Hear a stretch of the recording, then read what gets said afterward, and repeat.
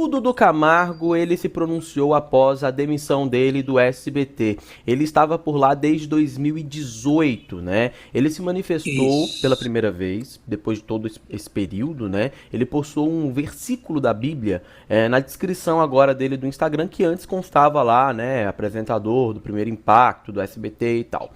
Abre aspas. O preconceituoso julga sem conhecer, já o sábio procura entender. Se o mundo vos odeia, sabei que, primeiro do que a vós, me odiou a mim. Fecha aspas. Foi esse trecho que ele publicou lá.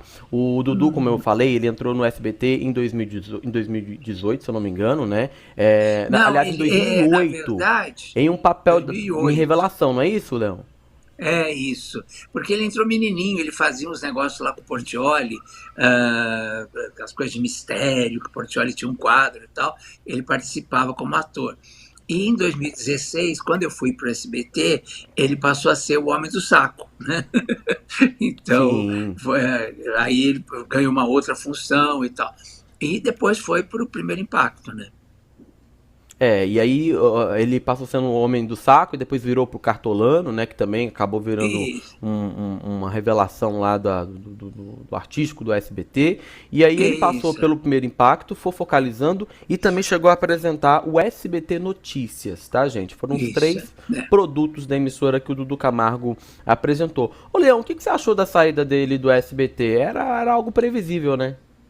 Eu acho que previsível. Primeiro, porque eu acho que ele incomodava muito o jornalismo. Porque o jornalismo do SBT, eu conheço bem lá o Zé Occhiuso, que é o diretor de jornalismo, e toda a equipe, né? É uma equipe séria, né, que se leva a sério e tal, e pretende fazer, na medida do possível, um jornalismo muito sério. E ele vinha para esculhambar isso tudo, né? A imagem dele, as coisas que ele fazia fora da emissora, mesmo no ar, né? Algumas coisas que ele fazia e tal, que comprometiam o jornalismo do SBT.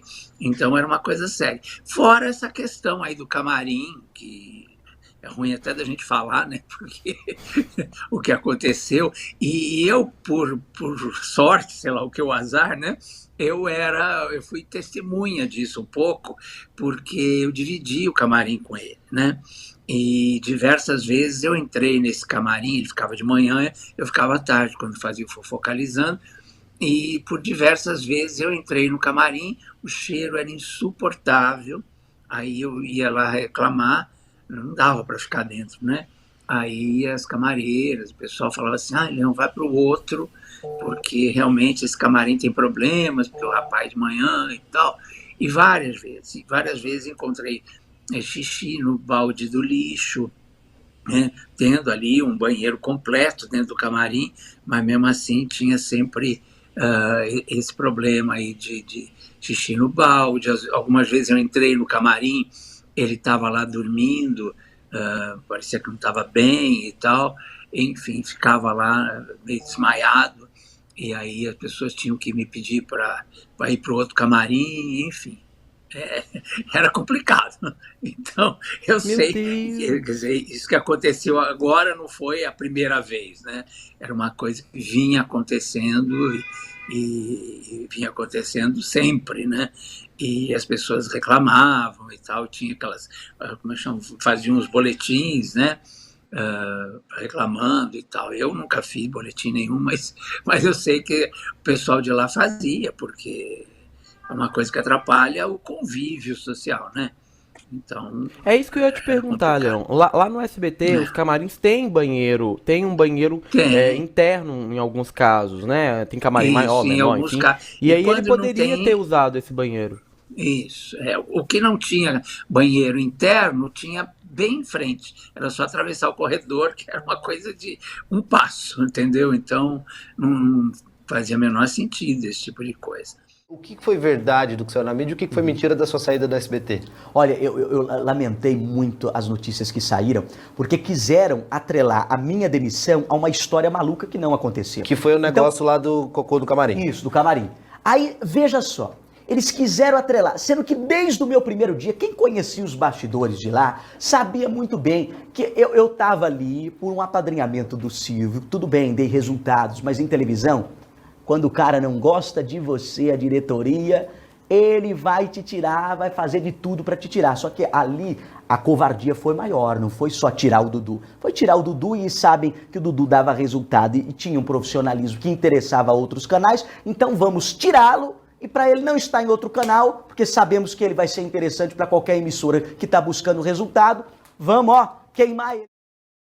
Bom, gente, vou dar a minha opinião sobre esse caso.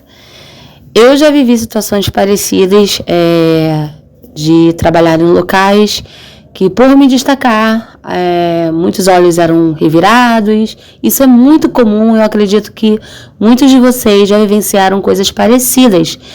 É difícil a gente julgar uma coisa que a gente não sabe o que aconteceu, talvez nunca saberemos.